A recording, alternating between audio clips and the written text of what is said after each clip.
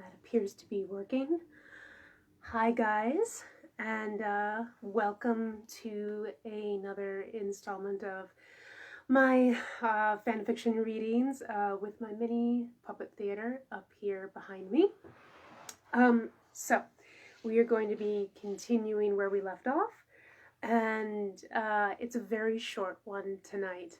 And I do apologize that they're all seem to be so short this week so far, but there's a long one coming on Thursday, a huge chunk of this story to get through. So I do apologize that it's so short. But things are happening in my house tonight. My husband is not well, so the briefness of this is probably good because I have to take care of him. He's not feeling so great. So I guess I'll read my disclaimer here real quick. So this is a work of fan fiction, I'm sure you all know by now, using characters from various fairy tale TV and film sources, including The House of Mouse. You'll know the reference immediately when you hear it, trust me. I began writing these shorts in order to preserve the tales that my best friend Shannon and I told to each other when we were children and were consistently getting Disney dolls for our birthdays and Christmases. That being said, I claim no ownership of certain plots, characters, or bits of world I am borrowing to tell these stories. The situations cobbled herein are meant to entertain and are not part of any official storyline, and you should not ascribe them to the original story or canon. No money is being made here. As previously stated, this is just for fun, and I hope you all get as much enjoyment out of me reading this as I have while writing it. Additionally, I'd like to thank the House of Mouse and a cast of several others for providing such a wealthy supply of fairy tale happy endings that I thoroughly enjoy destroying.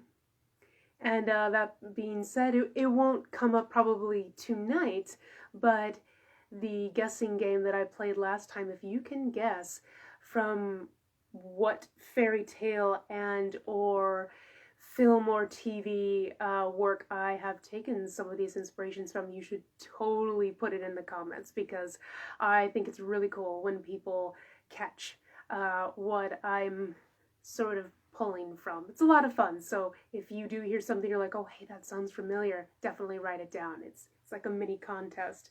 I don't know if there's a prize or anything, my eternal admiration, but anyway. Here we go. Chapter 2 continued. The Death of Kings.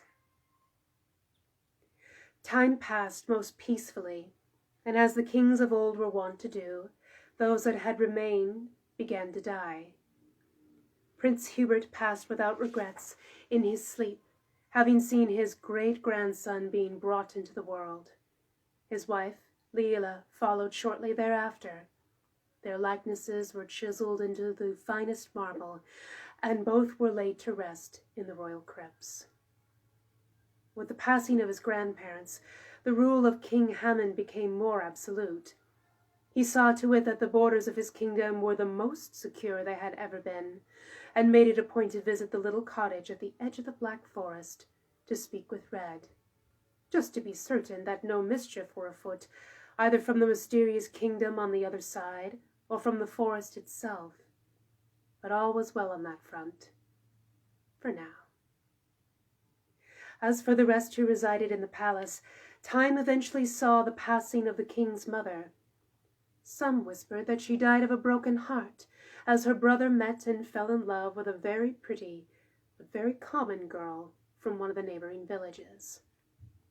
But who can say for certain? It is known that she did contract a wasting disease, and was gone some time thereafter. The death of his mother, so shortly after the death of his grandparents, was said to have a profound effect on the king, but he continued to rule as stalwart as ever he had, until at long last, he too passed into the other world. Queen Beata, mourning the loss of her husband, dressed herself in black, and never stopped wearing the color up until her own death. She continued to raise their one and only son, who grew into a strong and vigilant young man, ready to take up the seat of his father and rule just as wisely as he had. And that is where we will stop for this evening. And we will pick up on Thursday with Miliardo, and I think it's Miliardo. I'm losing track of my kings. Isn't that awful? I wrote them, and now I'm like, you're dead. On to the next one. But as always, if anyone has any questions or anything like that about the story thus far, you can always pop them up here in the comments. I'm very active on my art page, so I will answer any and all that you have, and I do so enjoy answering questions, so, and don't be afraid. Other than that, if you weren't here for last night's live, I have concluded the readings of Lamentations of the Wood, the book that I wrote several years ago. I will no longer be doing those readings on Monday, and because of the schedule change in the house, I will probably not be doing readings on Mondays anymore. It will probably be something like Tuesday, Wednesday, Thursday, or Wednesday, Thursday, Friday. Because that's just kind of how things are working out right now, because my honey is home on Mondays and I would like to spend time with him on the days that we have off together. So, but if anyone is interested in purchasing Lamentations of the Wood, I still have 2 copies left. They are $15 each. You can message me here, or if we're friends for real, on the other side of Facebook, on my real my real page, I say, we can definitely discuss money transfers through PayPal, and I will ship it out to you. And I know I said it before, but thank you so much to those of you that have already purchased the hard copy of Lamentations of the Wood. It means so much to me. I'm so glad that they have homes, good homes, instead of, collecting dust here on my shelves. So that was all I had for tonight, guys. Again, I'm sorry it was so short, but there will be a longer one on Thursday. So take care.